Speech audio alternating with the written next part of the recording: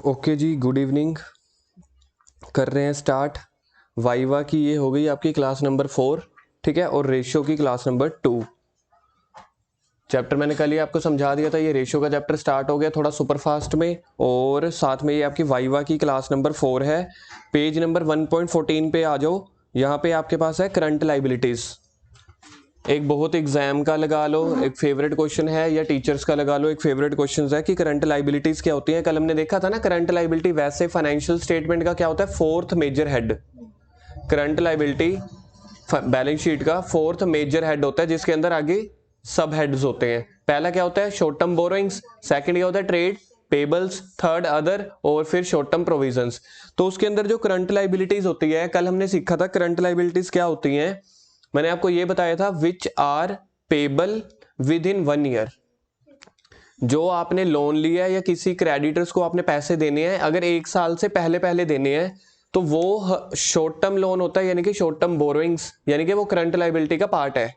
लेकिन financial statement का chapter कहता है कि सिर्फ इतना नहीं आपने पढ़ना कि जो हमने 1 साल या 12 महीनों के अंदर देनी है। करंट लाइबिलिटी आपको एक टेक्निकल डेफिनेशंस बोलती है, मतलब जो वाइवा वाला टीचर आपको बार बार बोलता है सुनाने के लिए। वाइवा वाला टीचर आपको पता है कहां पे फंसाएगा, जब उसने आपसे पूछा कि करंट लाइबिलिटी की डेफिनेशन बताओ। डोर बंद करके आओ। अगर आपसे ये पूछेंगे कि करंट लाइबिलिटी की डेफिनेशन बताओ, तो आप लोग, लहर इधर छोड़ दो, उनको इधर ध्यान दो। करंट लाइबिलिटी की डेफिनेशन में कल हमने सीखा था कि करंट लाइबिलिटी वो होती है जो आपको विद इन 1 ईयर आपको पे करनी होती है। एक सेकेंड, हार्दिक बुक लेके आए। कौन सी? जो अकाउंट्स की कॉपी है। लेके आओ बुक। चली। नहीं नहीं नहीं, चले नहीं, आप जाओ, उसने पढ़ना है। Third part.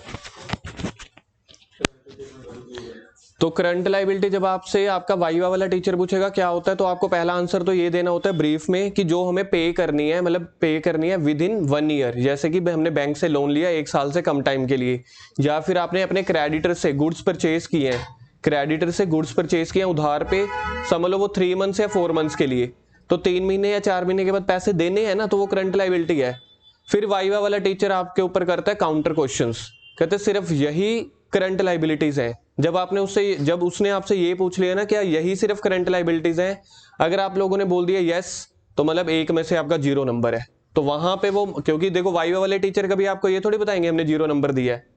जब उसने ये आप लोगों ने अगर ये बोल दिया कि हाँ यही होती है करंट लाइबिलिटी, वहां पे आपका नंबर कट गया। क्योंकि फाइनेंशियल स्टेटमेंट के चैप्टर में करंट लाइबिलिटी की डेफिनेशन में 3 कंडीशंस हैं। तो पेज नंबर देखो 1.14 पे, इसके ऊपर तो 4 नंबर का क्वेश्चन भी आया हुआ है कम से कम 2-3 बार पेपरों में।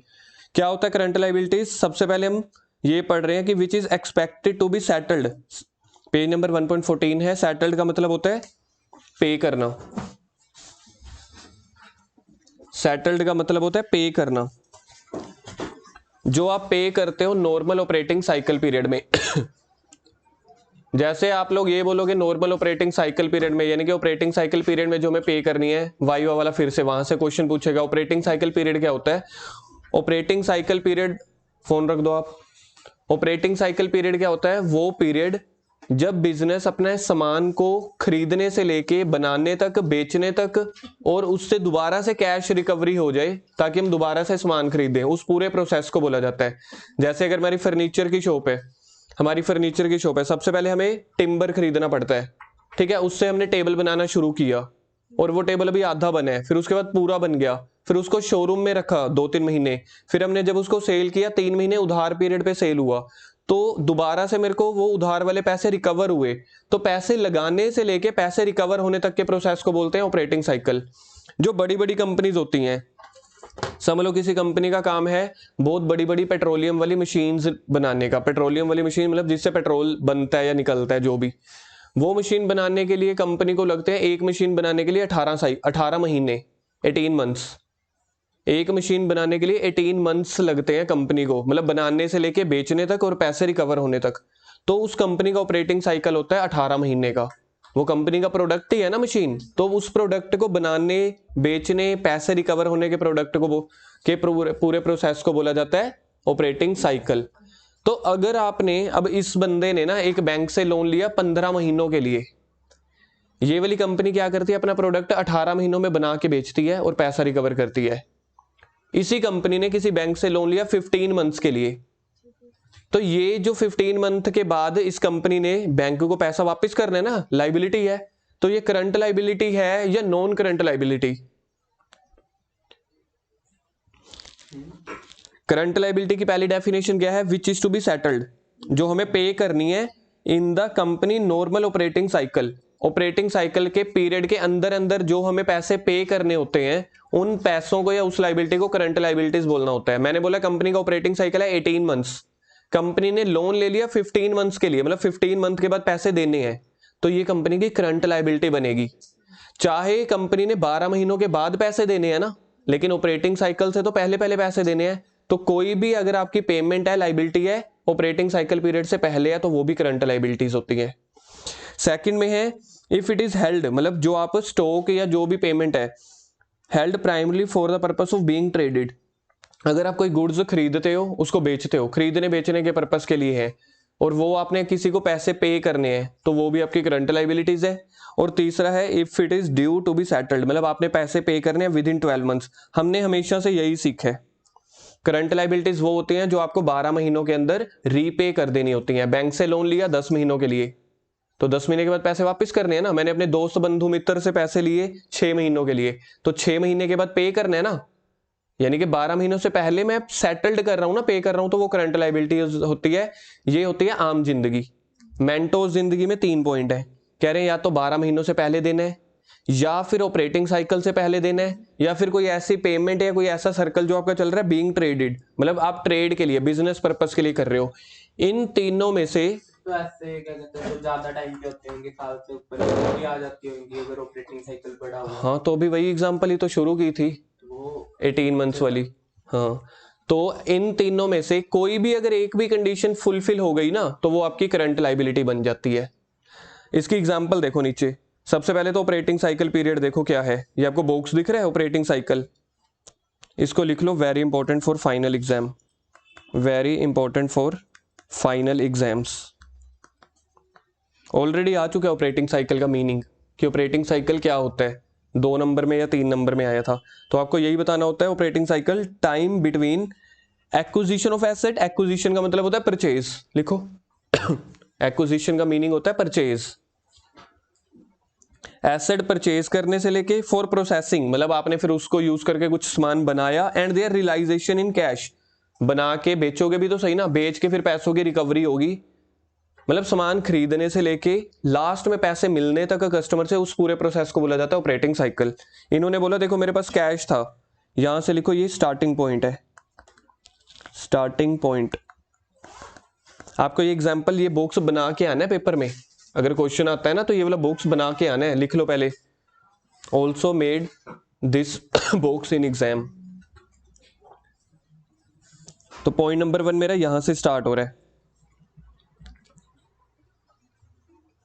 देखो मैंने भी आपको यही बताया था, सबसे पहले मेरे पास कैश है, कैश से मैंने क्या खरीदा, मैंने कैश से रॉ मटेरियल खरीद लिया। देखना फर्स्ट रॉ मटेरियल ही खरीदूंगा ना, उसको मैंने 2 महीने तक रख लिया अपनी दुकान में, फिर उसको मैंने जब सामान बनाना शुरू किया, सामान बनाते हुए 1.5 महीना लग गया, 1.5 मंथ। टोटल मंथ्स कितने हो गए यहाँ तक, वैभव इधर, टोटल मंथ्स कितने हो गए यहाँ तक, सामान बनाया, पहले मैंने सामान खरीदा 2 महीने के लिए रख दिया, फिर 1.5 महीना मैंने बनाता रह गया, फिर वो फिनिश गुड्स हो गई। फिनिश गुड्स यानी कि सामान बन गया और मैंने इसको शोरूम में रख दिया, फिनिश गुड्स बन गई, सामान दुकान में या शोरूम में पड़ा 3 महीने के लिए, भी बिका नहीं है। टोटल कितने महीने हो गए, 6.5। उसके बाद जब मैंने ये सामान बेचा ना, फिनिश गुड सेल की, सामने वाला पर्सन जो डेटर्स था वो कह रहा है 2 महीने के बाद पैसे मैं दूंगा। मुझे पैसे कब मिल रहे हैं, 2 महीने के बाद ना, तो टोटल कितने मंथ्स हो गए, 8.5 महीने। तो ये देखो 8.5 मंथ्स, ये आपका ऑपरेटिंग साइकिल है। चंडीगढ़ का एक स्कूल है शायद जोसेफ या ब्रिटिश, पिछले से पिछले साल 2018 वाले में, मतलब जो 2018 के फाइनल पेपर थे 2019 में, ठीक है, उनके प्री बोर्ड में ये क्वेश्चन पूछा गया था। उनके प्री बोर्ड में क्या क्वेश्चन पूछा गया था, रॉ मटेरियल का डेटा दे दिया था, कैश रियलाइजेशन का, और ये फिनिश गुड्स का, मतलब इन 3-4 में से ना उन्होंने मंथ्स दे दिए, 3 महीने, 2 महीने, 5 महीने, और इनको बताया how many months are operating cycle, तो सबको ऐड कर देना था। ठीक है, ये क्वेश्चन भी बन सकता है। अब इसकी एग्जाम्पल देखो क्या है, इलस्ट्रेशन नंबर 1। हमने ये बताना है कि कोई आइटम करंट है कि नॉन करंट है। करंट कौन सी बनती होती है आम जिंदगी में, जो पैसे हमने 12 महीने से पहले देने हैं, लेकिन मेंटोस जिंदगी में 12 महीनों से पहले देने हैं, या फिर ऑपरेटिंग साइकिल के अंदर अंदर देने हैं, या फिर बीइंग ट्रेडेड हो, मतलब कि सेल परचेज करते हो उनका, या बार बार पैसे उधार लेते देते हो। क्वेश्चन आपको ऐसे बन के आएगा कि एक कंपनी है, केस 1 है ये, यहां तक एक कंपनी है, उसका ना ऑपरेटिंग साइकिल 9 मंथ्स है, मतलब कंपनी अपना सामान खरीदने से लेके ना बेचने तक, पैसा रिकवर होने तक 9 ही महीने लगते हैं उसको। Expected period of payment of trade payable, मतलब उसने किसी से उधार लिया था, और ट्रेड पेबल, ट्रेड पेबल यानी कि वही क्रेडिटर्स, किसी को पैसे देने हैं 10 महीनों के बाद। किसी कंपनी ने पैसे देने हैं किसी को 10 मंथ्स के बाद, लेकिन उसका ऑपरेटिंग साइकिल कितना है 9 मंथ्स, तो ये करंट लायबिलिटी हुई कि नॉन करंट? ये तो बिल्कुल ही करंट हुई, 12 महीनों से पहले पैसे दे रहे हैं। तो सबसे पहले तो देख लो, जो आपको पेबल 12 महीने या उससे पहले है ना, वो तो ऑटोमेटिकली करंट बन जाएगा, क्योंकि 3 कंडीशन में से वन ऑफ द कंडीशन यही थी कि 12 महीनों से पहले देने। सेकंड में है कि ऑपरेटिंग साइकिल 10 महीने का है, लेकिन हमने पैसे देने हैं 12 महीनों में, करंट। 12 मंथ्स या 12 मंथ से कम, देखना समझ में आ गया आपको ये केस है क्या? ये इसका सेकंड वाला पॉइंट नहीं समझ आया, बीइंग ट्रेडेड। बीइंग ट्रेडेड का मतलब है अगर हम कोई सामान खरीदते या बेचते हैं अपने ट्रेडिंग पर्पस से, मतलब दुकानदारी के पर्पस से, तो हर वो चीज करंट होती है, मतलब उसको हम बार बार खरीदेंगे बेचेंगे ना, तो वो करंट हो गई। केस नंबर 3, ऑपरेटिंग साइकिल है किसी कंपनी का 10 महीने का, उसने किसी से उधार ले लिया, मतलब ट्रेड पेबल है ना, पैसे देने हैं हमने 14 मंथ्स के बाद, तो ये 12 महीनों के भी हमने बाद पैसे देने हैं, और ऑपरेटिंग साइकिल के भी बाहर है ये, तो ये देखा जाए तो नॉन करंट बन जाएगा। नेक्स्ट, कंपनी ने पैसे देने हैं 12 महीनों के अंदर, तो अगर आप देखो ट्रेड पेबल ये वाला पॉइंट कंसीडर कर लोगे ना 12 महीने से पहले, ऑपरेटिंग साइकिल तो उसका देखना ही नहीं पड़ता। समझ गए ना, ये मैंने 12 महीनों के बाद किसी को पैसे देने हैं, तो 12 महीनों वाले पैसे हैं, तो ये तो करंट हो गया। ये केस है आपका 5th वाला, स्टार डाल देना। हमने किसी को पैसे देने हैं 13 मंथ्स के बाद, सॉरी 12 महीनों के बाद, यानी 13 महीने में, लेकिन उसका ऑपरेटिंग साइकिल है 15 महीने, करंट के नॉन करंट? सोच के देखना एक बार 5th वाला केस, क्योंकि देखो कंपनी का ऑपरेटिंग साइकिल तो 15 है ना, तो 15 से तो पहले दे रहे हैं, या तो आप 12 महीनों से पहले दे रहे हो, अगर 12 महीनों के बाद दे रहे हो बाई चांस, लेकिन ऑपरेटिंग साइकिल से पहले दे रहे हो, तब भी वो करंट हो जाएगा। 6th देखना, ऑपरेटिंग साइकिल है 15, पे करना है हमने मतलब 18 महीनों में, तो ये नॉन करंट। Next, current. ठीक है, अब इसके बाद आप आ जाओ, सेम ऐसे ही करंट एसेट की डेफिनेशन होगी, तो करंट लायबिलिटी में क्या होता है पेबल, करंट एसेट में आ जाएगा रिसीवेबल। अगर मुझे कोई पैसे मिलने हैं, करंट एसेट का मीनिंग क्या होता है, जो कैश में कन्वर्ट हो जाए 12 महीनों के अंदर, या फिर ऑपरेटिंग साइकिल के अंदर, या फिर बीइंग ट्रेडेड, तो वो करंट एसेट होती है। सेम मीनिंग होता है करंट एसेट और करंट लायबिलिटीज का। अब आप लोग ढूंढ के दो मुझे शेड्यूल 3 का पार्ट 2 P&L अकाउंट, 5 मिनट में उसको रिवाइज करेंगे, फिर रेशियोज रिवाइज करनी है।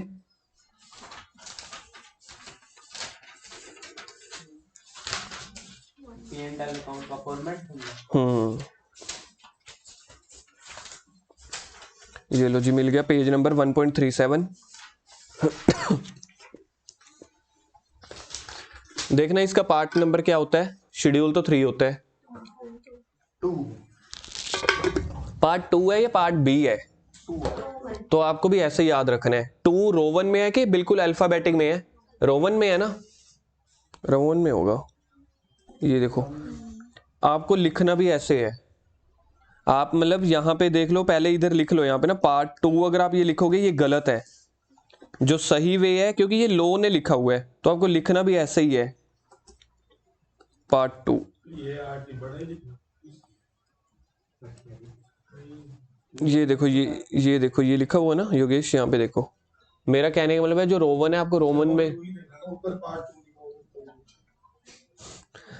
मैं अभी सिर्फ ये यहाँ पे आ रहा हूँ, ये यहाँ पे, ठीक है, ये आपको ऐसे लिखना है, ऐसे नहीं लिखना, जो आपका राइट वे है।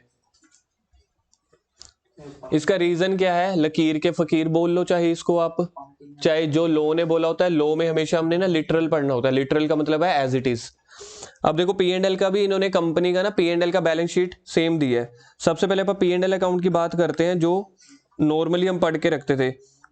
देखना ऐसे पढ़ते थे हम trading and profit and loss account, जहाँ पे हम यहाँ पे डेबिट लिख देते, यहाँ पे क्रेडिट, डेबिट साइड आ जाते थे सारे एक्सपेंसेस, यहाँ पे आ जाती थी सारी इनकम्स। तो टीपीएल अकाउंट यानी कि ट्रेडिंग एंड पी&एल अकाउंट ऐसे बनता था, गए वो दिन बचपन के। ठीक है, अब आपको क्योंकि ये टीपीएल अकाउंट होता था या तो सोल प्रोप्राइटर का या पार्टनरशिप फर्म का, हम अब बड़े लेवल के लोग हैं, नहीं वैभव, कंपनी लेवल के लोग हैं, हम कंपनी लेवल की बात करेंगे। कंपनी वाले अपना पी&एल अकाउंट कैसे बनाते हैं, सबसे पहले वो बोलते हैं इनकम्स। इनकम्स में revenue from operation, revenue from operation का मतलब होता है जो आपकी cash flow from operating activities नहीं होती थी, कहने का मतलब ये वो है रेवेन्यू फ्रॉम ऑपरेशंस।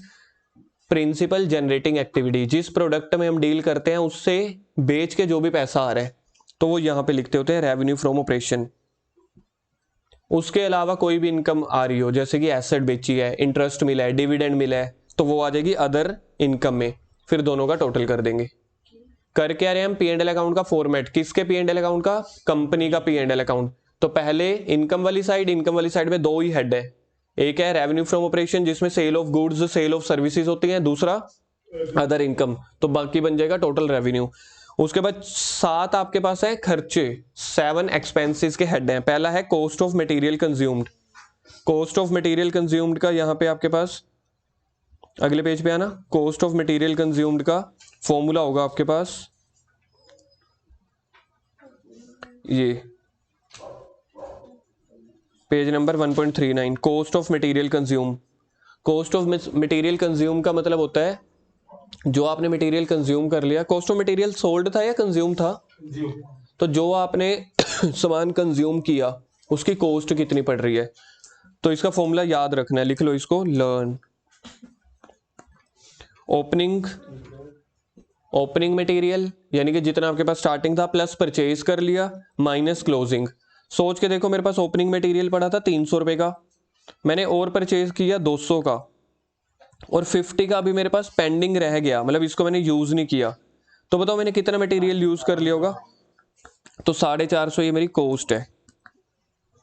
ये आपको ऐसे कैलकुलेट करना होता है, कॉस्ट ऑफ मटेरियल कंज्यूम यानी कि ओपनिंग स्टॉक यानी कि opening material plus purchases minus closing stock. करना एक बार के लिए याद, ओपनिंग स्टॉक यानी कि opening material plus purchases minus closing stock, तो जितना आपने कंज्यूम कर लिया। एनपीओ वाले चैप्टर में भी तो किया था ये चीज, याद नहीं होगा मुझे पता है, नलायक पार्टी है यहाँ पे। सेकंड आपके पास है purchase of stock in trade, ऊपर था मटेरियल, मटेरियल का मतलब होता है रॉ मटेरियल, स्टॉक का मतलब होता है, रॉ मटेरियल और स्टॉक में फर्क समझते हो। हमारी फर्नीचर की शॉप है, हमारे लिए जो बेड या सोफा है ना वो मेरे स्टॉक है, और जो लक्कड़ है, फेविकोल है, किल वगैरह हो गए वो रॉ मटेरियल है, तो इसलिए रॉ मटेरियल। हाँ जी, नहीं सच्ची शॉप है, अशोक का फर्नीचर हाउस। जानने के लिए आप हमारे फेसबुक पेज पे जा सकते हो, ठीक है, अशोक का फर्नीचर हाउस, चाहो तो बेड का ऑर्डर दे सकते हो। अब आ जाओ यहाँ पे, कॉस्ट ऑफ मटेरियल कंज्यूम, पहला हो गया मटेरियल की कॉस्ट, खर्चा है ना मेरा, कर क्या रहे हो, एक्सपेंसेस अब पढ़ रहे हो, 7 तरह के खर्चे हैं। पहला हो गया कॉस्ट ऑफ मटेरियल, मटेरियल का खर्चा, दूसरा हो गया स्टॉक इन ट्रेड, अगर आपने सीधा रेडीमेड सोफा ही खरीद लिया और वही का वही मैंने बेच देना मार्जिन लगा के, तो वो हो गया स्टॉक। तीसरा changes in inventory of finish goods, work in progress, stock in trade. Changes in inventory of finish goods, finish goods के ऊपर लिखो नंबर 1, वर्क इन प्रोग्रेस के ऊपर नंबर 2, स्टॉक इन ट्रेड के ऊपर नंबर 3। यहाँ पे रॉ मटेरियल कभी नहीं आना चाहिए, डिटेल्ड क्लास में पहले ही बहुत बार समझाया हुआ है। थर्ड वाले पॉइंट में ना पहले इसकी नंबरिंग दे दो 1 से लेके 7 तक। एक्सपेंसेस में देखो 7 हेडिंग्स होंगी। रॉ मटेरियल नहीं आना चाहिए क्योंकि मटेरियल पहले वाले में आ चुका है। क्या हो गया, cost of material consumed, second हो गया purchases of stock in trade, तीसरा हो गया changes in stock in trade, finish goods, work in progress. Fourth है एम्प्लॉइज बेनिफिट एक्सपेंसेस, जो भी अपने एम्प्लॉइज और वर्कर को पैसे दे रहे हो, wages, salary, bonus, refreshment, party. पांचवा फाइनेंस कॉस्ट, फाइनेंस कॉस्ट में क्या आता है, इंटरेस्ट, डिविडेंड वगैरह, या discount on issue of shares, या प्रीमियम पेबल ऑन डिवेंचर्स, ये सब चीजें, तो ये भी कंपनी का खर्चा है, फाइनेंस कॉस्ट यानी कि इंटरेस्ट वगैरह। आ गया डेप्रिसिएशन और अदर एक्सपेंसेस, अदर एक्सपेंसेस में देखो बैड डेट्स आ सकते हैं, loss on sale of assets हो सकता है, ये साथ के साथ क्या है, कंपनी के खर्चे हैं।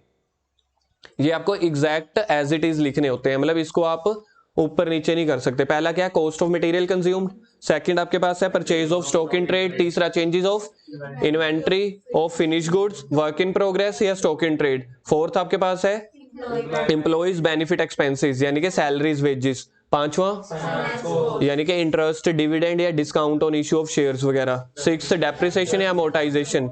डेप्रिसिएशन वर्ड यूज, अब देखो as a viva teacher depreciation और अमोर्टाइजेशन में क्या फर्क है वो ये पूछेंगे।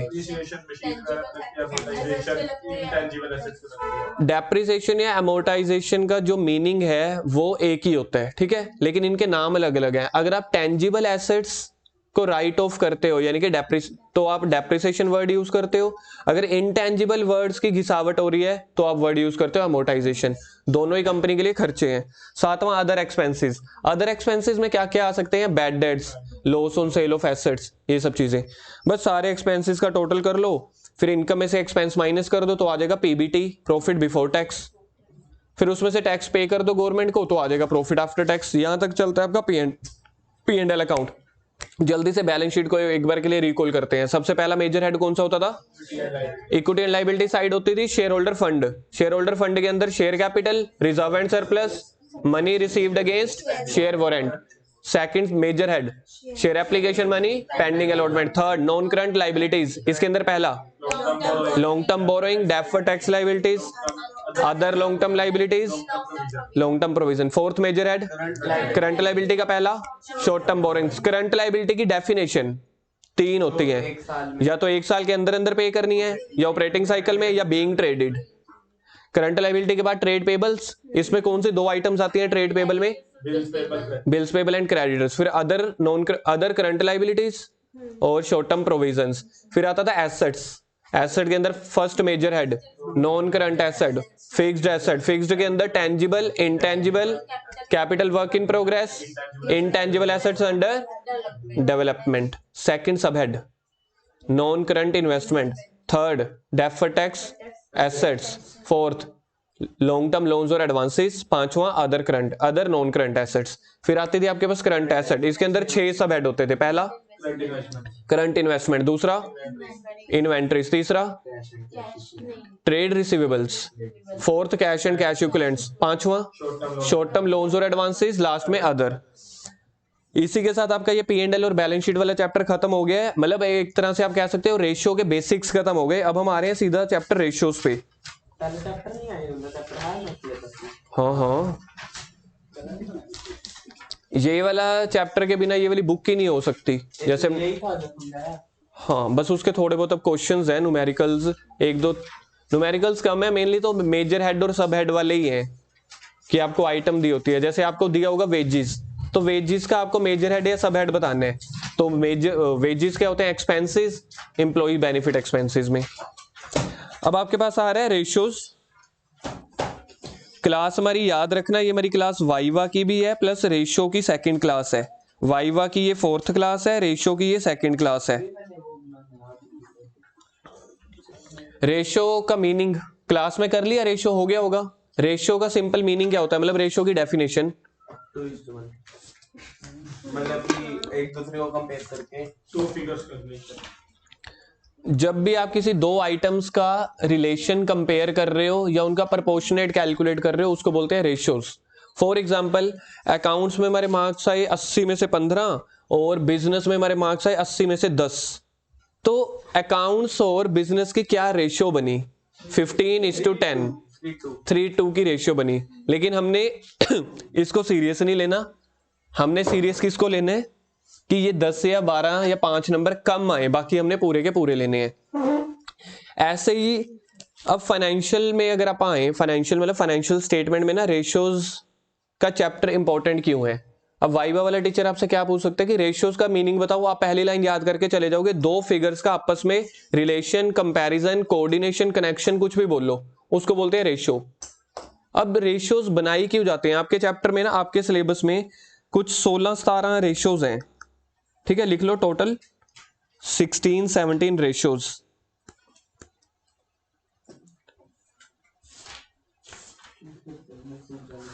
Total 16-17 ratios under 4 different categories, under 4 different categories, ये लिख लेना। कैटेगरीज कितनी है? 4, और उसके अंदर कुछ 15-16 रेशियोज हैं, मतलब मैंने 16-17 लिख दिए अप्रोक्सीमेट बेसिस पे लिख दिए हैं। 14 भी हो सकती हैं, 16 भी हो सकती हैं, 15 भी हो सकती हैं। लेकिन ये ना टोटल रेशियोज इतनी नहीं होती प्रैक्टिकल लाइफ में, इससे भी ज्यादा है। जब बीकॉम में करोगे तो 5-10 रेशियोज और आ जाएंगी, तो ओवरऑल 20-25 बन जाती है। हमें बीकॉम का नहीं सोचना, ठीक है, हमने तो यहाँ का सोचना है। इतनी सारी रेशियोज आपके वाइवा वाला टीचर यही पूछेगा, ये रेशियोज काम कहाँ पे आती हैं? P&L अकाउंट काम कहाँ पे आता है? क्योंकि कंपनीज एक्ट ने बोला है ना कि कंपनीज को P&L अकाउंट अपने फॉर्मेट में बनाने हैं, यानी कि प्रॉफिट कैलकुलेट करने के लिए। P&L अकाउंट क्यों बनाया जाता है? प्रॉफिट कैलकुलेट करने के लिए। कल हमने सीखा था P&L को क्या बोलते हैं? Financial performance. बैलेंस शीट को बोलते थे फाइनेंशियल पोजीशन, कल सीखा था ना। तो बैलेंस शीट आपकी फाइनेंशियल पोजीशन बताती है कि पर्टिकुलर एक डेट पे कितनी एसेट्स हैं, कितनी लाइबिलिटीज हैं। P&L अकाउंट आपको ये बताता है एक साल में कितना पैसा कमाया या उड़ाया, मतलब कितना या तो प्रॉफिट कमाया या लॉस कमाया। रेशियोज का चैप्टर इस दुनिया में ही क्यों आया? सबसे पहला तंग करने, है ना, सबसे पहले तो तंग करने आया है। अब देखो मेरा तो साथ साथ ऑफिस भी है ना, मेरी तो प्रैक्टिस भी चल रही होती है सीए की। तो हमारे पास ना क्लाइंट्स आते हैं, बिल्कुल प्रैक्टिकली बात बता रहा हूँ, ग्राउंड लेवल पे। तो उन्होंने मोबाइल की दुकान खोली, उनको 5 लाख का लोन चाहिए ताकि वो स्क्रीन ले सकें, फोन ले सकें। दुकान करने के लिए पैसे तो चाहिए, कैपिटल चाहिए, तो उन्होंने लोन ले लिया। अब वो गए एसबीआई बैंक के पास फॉर एग्जाम्पल, ठीक है, स्टेट बैंक ऑफ इंडिया के पास गए, कहते हैं हमने लोन लेना है 5 लाख का। अब अगर आप बैंक के पॉइंट ऑफ व्यू से सोचो कि आप इसको कैसे सच मानोगे कि इसने सच में बिजनेस शुरू करना है, या कोई चीज तो गिरवी रखेगा, या क्या इसका बिजनेस प्रॉफिटेबल होगा आने वाले फ्यूचर ईयर्स में, ये हमारा प्रिंसिपल तो वापस करे ही करे विद इंटरेस्ट भी। बैंक वाले तो सब कुछ डॉक्यूमेंटेशन देखेंगे ना। तो बैंक वाले ना क्या बोलते हैं, जो लोन लेने जा रहे हैं, कहते हैं आप ना हमें ना थोड़ी सी फिगर्स बताओ, अपनी फिगर्स किस अकॉर्डिंग, कि आपकी दुकान में कितने का स्टॉक होगा और कितनी आपकी उधार होगी। अगर आपने ये बोल दिया, ध्यान से देखना, अब ये वाली चीज ना जो प्रैक्टिकली काम आती है, ठीक है, नॉर्मली सबसे छोटी दुकान पे भी अगर वो लोन लेने जाता है, अगर आपने बोल दिया कि मेरी दुकान में ना जो स्टॉक पड़ा है वो तो पड़ा है अभी 3 लाख रुपए का, 3 लाख रुपए का अभी मेरी दुकान में स्टॉक पड़ा है, अभी मेरे को लोन मिला नहीं है, बैंक वाला मुझसे क्वेश्चंस पुट कर रहा है, और कहते हैं आपने कोई ऐसा स्टॉक है या आपके जो वर्कर्स हैं उनको आपने पैसे देने हो, मतलब करंट लाइबिलिटी हो गया ना, वेजेस वालों को पैसे देने हैं या क्रेडिटर्स को पैसे देने हैं, तो आपकी करंट लाइबिलिटी, जिसमें क्रेडिटर भी आ सकता है, जहां से आपने उधार में सामान खरीदा हो, आपके वर्कर्स भी आ सकते हैं। आपने बोला हमने यहाँ 4 लाख रुपए देने हैं उनको। इस सिचुएशन में अपने आप को रख के देखो बैंक, क्या आप इसको लोन देना पसंद करोगे? रीजन, एक तो उसके पास स्टॉक 3 लाख रुपए का है, 4 लाख रुपए इसने ऑलरेडी देने हैं, 5 लाख का अगर आप इसको लोन दे दोगे तो उसकी तो करंट लाइबिलिटी यहां पे बढ़ जाएगी ना, 5 लाख की हो जाएगी, 8 लाख रुपए इसकी देनदारी हो जाएगी, मतलब इसने देने हैं, जबकि इसके पास स्टॉक इतने का है लेकिन 5 लाख का चलो कैश भी आ जाएगा, जब बैंक वाले कैश दे देंगे ज्यादा से ज्यादा ये पोजीशन निकलेगी ना। पर फिर भी इस केस में भी आपके पास जो करंट एसेट्स है वो है 8 लाख की, करंट लाइबिलिटीज है 9 लाख की। इस सिचुएशन में बैंक बिना सोचे समझे आपके लोन को रिजेक्ट कर देते हैं। अब वो क्या करते हैं, वो आपसे ये नहीं पूछते फिगर्स बताओ, वो फिगर्स के साथ आपसे पूछते हैं आप अपनी ना करंट रेशियो बताओ। करंट रेशियो का मतलब होता है आपकी current assets upon current liabilities की करंट रेशियो कितनी है। हम करंट रेशियो कैसे निकालेंगे, हमारे पास 3 लाख का स्टॉक है, 4 लाख की करंट लाइबिलिटी है, तो 3 डिवाइड बाय 4 यानी कि 0.75:1 ये रेशियो बनी ना। टोटल अमाउंट में मेरे पास 3 लाख रुपए है, देना 4 लाख है, अगर आप इसको 1 रुपए पे तोड़ दो, मतलब सबसे नीचे कट कर दो, तो ये बनेगा 0.75, इसको कट करके आएगा 1, यानी कि आपके पास 0.75 रुपीज है, देने हैं 1 रुपए, तो बैंक कभी आपको लोन नहीं देगा। ये होती है करंट रेशियो, क्या बोलते हैं इसको, करंट रेशियो। तो बैंक ऐसे ना बहुत सारी रेशियोज कैलकुलेट करवाता है। दूसरी आपसे रेशियोज पूछेगा, आप ऐसे करो अपनी प्रॉफिट, या फिर प्रॉफिट नहीं, एसेट्स टू लाइबिलिटीज रेशियो बताओ, एसेट्स टू लाइबिलिटीज, जैसे ये भी एसेट्स टू लाइबिलिटीज थी ना, ये करंट एसेट्स थी। एसेट्स टू लाइबिलिटी रेशियो का मतलब होगा कितने की लैंड बिल्डिंग वगैरह है। आपने टोटल लगाया, आपके पास 40 लाख की लैंड बिल्डिंग है, आपके पास क्या है टोटल 40 लाख की लैंड और बिल्डिंग। लाइबिलिटीज आपके पास हैं फॉर एग्जांपल 60 लाख की, तो आपकी ये वाली रेशियो भी खराब है। तो ये रेशियोज का काम क्या होता है, जब भी आपको प्रैक्टिकल लाइफ में जनरली बिजनेस में लोन लेने होते हैं तो बैंक वाले डिमांड करते हैं कि आप अपनी रेशियोज दिखाओ। जैसे आप अपनी रेशियोज दिखाओगे ऐसे 16-17 तरह की अलग अलग रेशियोज होती हैं। कुछ रेशियो आपकी सेल रेशियो बताते हैं। अब एक बैंक वाला कह रहा है कि हमें ना इनसे कोई मतलब नहीं है, करंट रेशियो कितनी है, करंट लाइबिलिटीज कितनी है। अब जो छोटे छोटे दुकानदार होते हैं ना, जिनके मैंने लोन करवाए हुए हैं, लास्ट मैंने जिसका लोन करवाया था ना, वो कहते हैं हमें ये चीजें चाहिए ही नहीं, करंट रेशियो ये वो। आप हमें ये बताओ आने वाले टाइम में आपकी सेल कितनी हो सकती है। तो बैंक वाले कहते हैं कि 3 सालों की ना बैलेंस शीट बना के दो। तो मैंने एक मोबाइल वाले की बैलेंस शीट बना के दी। कौन सी दुकान खुलवा रही थी आपने? नहीं, दुकान नहीं खुलवाई, दुकान बंदे ने खुद खोली, उसके बाद उसको लोन दिलवाना था। अब क्लाइंट का नाम राजपुरे में, मैं क्लाइंट का नेम थोड़ी ना बीच में बोलूंगा। उसकी जिसकी आप वो पड़ी थी उस दिन। नहीं नहीं, उसके अलावा और कोई क्लाइंट नहीं है मेरे पास। मोबाइल वाला ना, इसने भी स्टार्ट कर नहीं, मेरे पास बहुत सारे मोबाइल वाले हैं क्लाइंट। चलो ध्यान से देखो हुआ क्या था, सिचुएशन देखो। बैंक वालों ने रिजेक्ट क्या किया था, तो मुझे बैंक में जाना पड़ा था। सिचुएशन देखना। अब अभी ईयर कौन सा चल रहा है, 2021 अभी खत्म होना है, ठीक है ना, होने वाला है फाइनेंशियल ईयर, कोई भी लगा लो। चलो समझ लो ये 31/3/21 है। अगला साल कौन सा होता है, 31/3/22, उससे अगला 31/3/23। फॉर एग्जाम्पल आज डेट है, ध्यान से देखना, जो आज मैं डेट लिखने वाला हूं, आज की डेट तो नहीं लिख रहा, वैसे ही कुछ भी झूठी डेट लिख रहा हूं, ठीक है। मैं ये लिख देता हूं, मैं 1 फरवरी 2021, मैं यहां पे खड़ा हूं। मैं इस दिन बैंक में गया 1 फरवरी को। कहते अपनी ना पहले 3 सालों की बैलेंस शीट लेके आओ। मैंने कहा अगली, कहते पिछली हमें सिर्फ एक दिखा दो जो करंट चल रही है, पिछले मतलब बिजनेस नया शुरू किया है ना। मैं इस सिचुएशन में बता रहा हूँ, बिजनेस नया शुरू किया, पिछली बैलेंस शीट तो होगी नहीं, लेकिन थोड़े महीने हो चुके हैं, 2-4 महीने। कहते आज तक की सिचुएशन बता दो। तो मैंने पहले एक बैलेंस शीट बनाई अप टू ये यहां पे, नहीं अप टू 1/2/21 तक। तो देखो रियल बैलेंस शीट बन जाएगी ना। 1 Feb तक तो मैं बिजनेस कर रहा था, तब तक की तो मेरे को रियल सिचुएशन पता होगी ना। तो मैंने एक बैलेंस शीट बनाई, नंबर 1 बैलेंस शीट एक मैंने बनाई 1/2/2021 तक, इसको बोलते हैं रियल, एक्चुअल बैलेंस शीट बोलते हैं इसको। फिर मैंने एक बैलेंस शीट बनाई यहां पे, बताओ कौन सी डेट की बनाई होगी, 1/2/21 से लेके 31/3/2021 तक, इसको बोला जाता है प्रोविजनल बैलेंस शीट। क्या बोला जाता है, प्रोविजनल बैलेंस शीट। मतलब आप इस वाली पहली बैलेंस शीट को थोड़ा सा एस्टिमेट लगा के ये वाली बैलेंस शीट बना दी, चाहिए 2 महीनों की बनी तो दूसरी बैलेंस शीट ये बन गई। तीसरी ये वाली बैलेंस शीट कौन सी बनेगी, 1/4/21 से 31/3/22 तक, इसको बोलते हैं एस्टिमेट बैलेंस शीट। अब मैंने क्या किया, यहाँ पे कंपनी उसकी सेल लिख दी बंदे की 15 लाख, यहाँ पे लिख दी 17 लाख, यहाँ पे लिख दी 19 लाख, और मैंने लोन मांगा 5 लाख का। यहाँ पे 15 लाख नहीं, यहाँ पे मैंने लिखा था, जो मैंने लिखा था 11 लाख लिखा था, और उसके बाद 17 लाख और 19 लाख। मैंने लोन मांगा 3 लाख का, बैंक वालों ने कर दिया रिजेक्ट। अब इसका रीजन क्या है, उनको सेल की रेशियो आपकी अच्छी नहीं लगी। कह रहे यार 3 लाख का लोन ले रहा है, सिर्फ 11 लाख की सेल है, 11 लाख की सेल में से सोच के देखो 9 लाख की तो आप परचेज ही करते होगे, 9-10 लाख का वही सामान तो 11 लाख का बिकता होगा। तो बैंक वालों की ना अपनी अपनी कंडीशन होती है। वो कहते हैं कि ये वाली बैलेंस शीट फाड़ के मेरे हाथ में दे दी थी मैनेजर ने, ये तो अच्छा है, चलो मैनेजर अपना जानकार था, कहते हैं काम करो। उसने मेरे को बता दिया कि हमारे बैंक के रूल अलग है, तो उन्होंने बोला कि इसकी कम से कम 5 गुना सेल्स होनी चाहिए। तो मेरे को यहाँ पे कट करके ना 11 लाख, एक और बैलेंस शीट बनाई जहाँ पे मैंने सेल ली 15.5 लाख, क्योंकि 5 गुना से ज्यादा, 5 टाइम से ज्यादा। इसको मैंने 15.5 लाख कर दिया, इसको 18 लाख कर दिया, और इसको मैंने कर दिया 22 लाख या 21 लाख। मतलब आपकी सेल्स रेशियो होती है ये, ऐसे आपकी प्रॉफिट रेशियो होती है, कॉस्ट रेशियोज होती हैं, बहुत सारी रेशियोज होती हैं जो बैंक में काम आनी होती हैं। तो रेशियो का चैप्टर आपसे यही डिमांड करता है कि रेशियो में चाहिए क्यों होती है, बैंक में लोन लेने के लिए। ये 1 पर्पस बताया है, ऐसे बहुत से पर्पस होते हैं, पढ़ के देखो। Absolute figure expressed in the monetary terms in financial statement by themselves are meaningless. ठीक है, ये आ जाओ यहाँ पे, मीनिंग ऑफ रेशियो पे आना जल्दी से।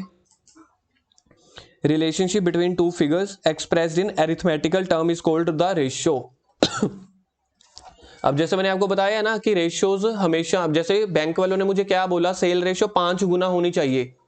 किसके 5 गुना, आपकी लोन की अमाउंट के, या फिर जो आप स्टॉक दिखा रहे हो स्टॉक का 5 गुना, ऐसे कुछ रेशियोज होनी चाहिए।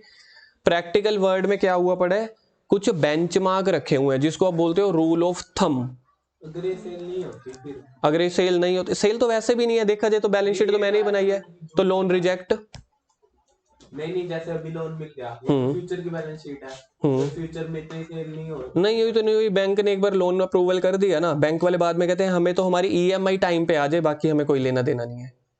प्रैक्टिकली ये चलता है। मतलब फिर अगर बाय चांस कुछ भी लिख सकते हैं, शो कर सकते हैं झूठ भी कर सकते हो, लेकिन बैंक वाले बिल्कुल झूठ मूठ पे नहीं बेस करते ना, वो आपकी शॉप को विजिट करने भी आते हैं बैंक वाले, कि जो आप दिखा रहे हो सच में है कि नहीं।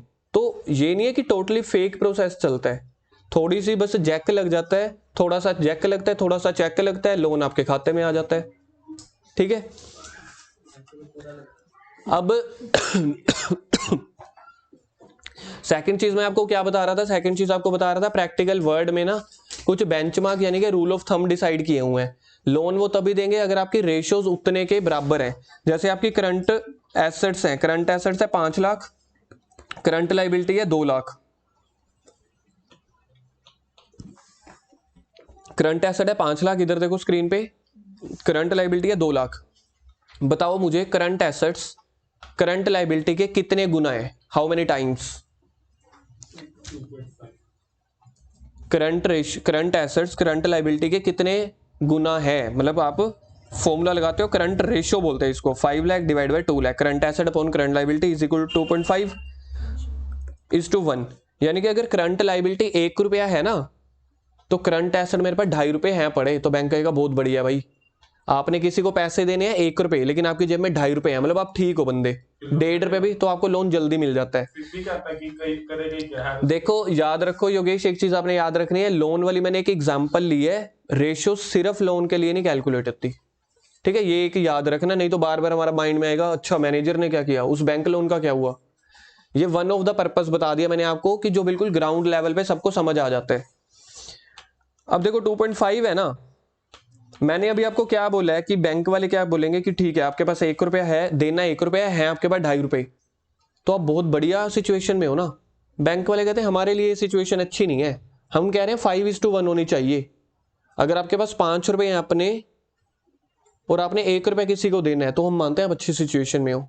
तो हर किसी का देखा जाए बैंक कॉन्ट्राडिक्ट करेगा ना, तो प्रैक्टिकल लाइफ में 2:1 को रूल ऑफ थंब बोला गया, रूल ऑफ थंब ROT, यानी कि एक बेंचमार्क, एक स्टैंडर्ड जिसकी करंट रेशियो 2:1 है, यानी कि वो कंपनी अच्छा परफॉर्म कर रही है मार्केट में। अब आगे आ जाओ आप जल्दी से,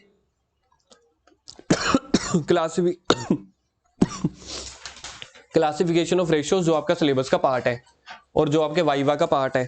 4 तरह की रेशियोज होती हैं, ये हेडिंग्स हैं। ठीक है, इसको देखो, ये लिखा हुआ ना कैटेगरीज, ये आपकी कैटेगरीज हैं। 4 तरह की कैटेगरीज हैं। पहली लिक्विडिटी रेशियोज, लिक्विडिटी रेशियोज हमेशा आपकी डीलिंग करती है कैश के साथ, पैसों के साथ। लिक्विडिटी का मीनिंग मैंने पहले ही बताया था, कोई भी फाइनेंशियल आइटम जो जल्दी से जल्दी कैश में कन्वर्ट होने का फीचर रखती हो। लिक्विडिटी रेशियोज में आपके पास देखो 2 रेशियोज होती होंगी, नीचे देखो, करंट रेशियो और सेकंड कौन सी है, क्विक रेशियो। तो पहले लिक्विडिटी रेशियो के साथ में लिख दो 2 रेशियोज।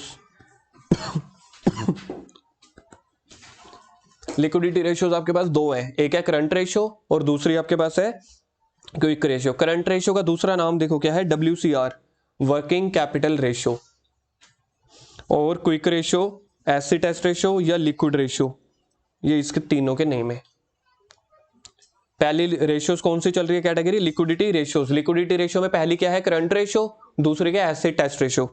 सेकंड आपके पास है सोलवेंसीज रेशियो। सोलवेंसी रेशियो आपका बिजनेस का ना डेट चेक करने के लिए होती है कि आपके पास इतने फंड हैं या इतने प्रॉफिट्स हैं आपके पास।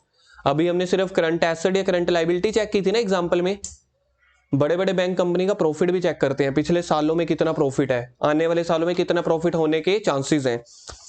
उसमें पहली है डेट इक्विटी रेशियो, सेकंड देखो क्या है, total assets, third proprietary ratio, interest coverage ratio. तो यहां पे लिखो सोलवेंसी रेशियोज में कितनी है, 4। फिर उसके बाद है एक्टिविटी या टर्नओवर रेशियोज। देखो कितनी है, ये भी 4 होंगी शायद। Activity ratios, inventory turnover ratio या स्टॉक टर्नओवर रेशियो, इसके ब्रैकेट में लिखो ITR या STR, ITR या STR। सेकंड है डेटर्स टर्नओवर रेशियो या रिसीवेबल टर्नओवर रेशियो, इसको बोला जाता है DTR।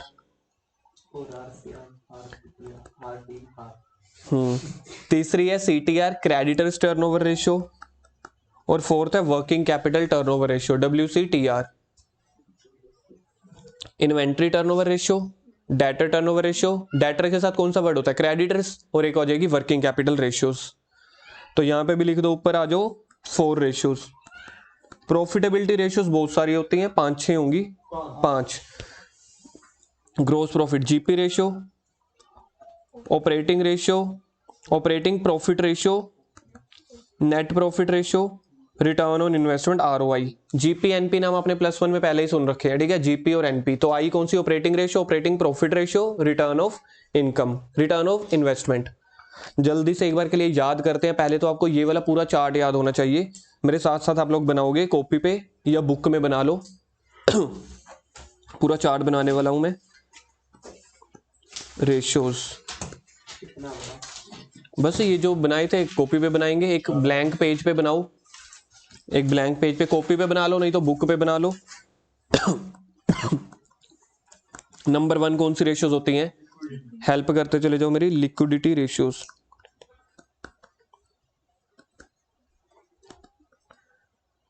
सेकंड सोल्वेंसी रेशियोज, किसी फेयर चीज पे ही बनाना है, या कॉपी पे या बुक पे, बहुत काम आने वाला है ये वाला चार्ट। तीसरा आपके पास कौन सी रेशियोज होती हैं, एक्टिविटी या फिर टर्नओवर रेशियोज,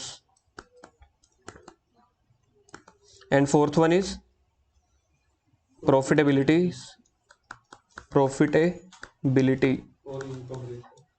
और इनकम रेशियोज।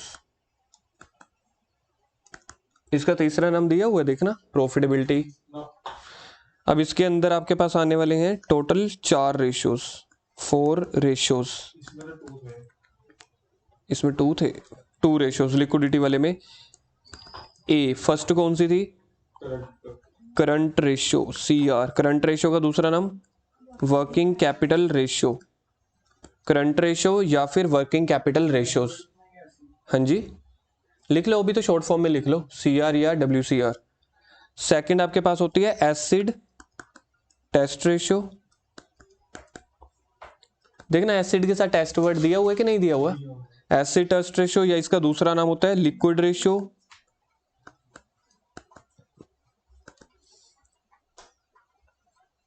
या इसका तीसरा नाम होता है क्विक रेशियो। सोल्वेंसी रेशियोज आपके पास थी टोटल 4 रेशियोज, सोल्वेंसी में 4 रेशियोज थी। देखो सबसे पहले क्या है, A। सोल्वेंसी रेशियो में पहली देखो डेट इक्विटी है, डेट इक्विटी रेशियो। B देखो total assets to total debt है, total assets to debt ratio. C बता दो,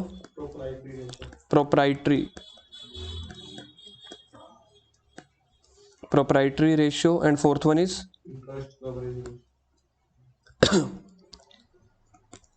D जो है interest coverage ratio.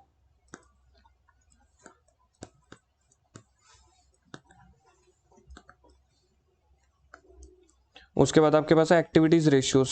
Activity ratio में पहली है ITR, यही है ना, ITR या STR, इन्वेंट्री टर्नओवर रेशियो या स्टॉक टर्नओवर रेशियो। सेकंड है डेटर टर्नओवर रेशियो या receivable turnover ratio, debtor turnover ratio या receivable turnover ratio. Third debtor का उल्टा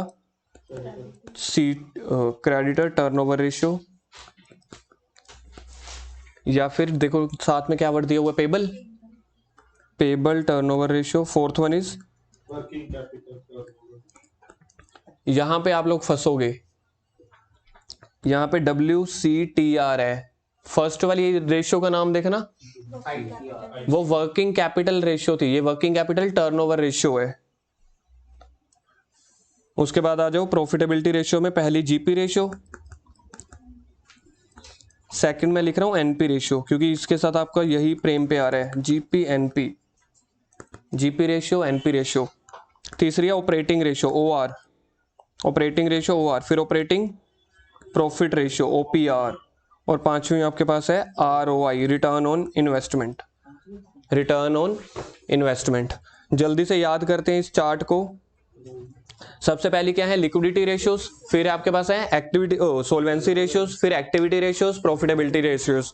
लिक्विडिटी रेशियो में कौन कौन सी है, करंट एसेट्स, करंट रेशियो या वर्किंग कैपिटल रेशियो, और दूसरे का नाम quick ratio, liquid ratio, acid test ratio. Sujal ji बोलो आप भी साथ साथ, दूसरी कौन सी है, सोल्वेंसी रेशियोज। सोल्वेंसी रेशियोज होती है 4, debt equity ratio, total assets to total debt ratio, proprietary ratio, interest coverage ratio.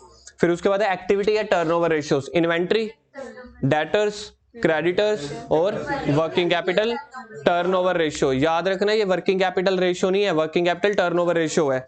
फिर उसके बाद है profitability ratios, GP, NP, operating ratio, OR, operating profit और आरओआई। सुजल थर्ड वाली कौन सी कैटेगरी होती है, टर्नओवर रेशियो। जल्दी से चारों, पहली होती है इन्वेंट्री, इन्वेंट्री रेशियो नहीं, इन्वेंट्री टर्नओवर रेशियो, ठीक है, ठीक है, ठीक है। लिक्विडिटी रेशियोज कौन सी होती हैं योगेश, तो पहली वर्किंग कैपिटल और उसका नाम होता है करंट।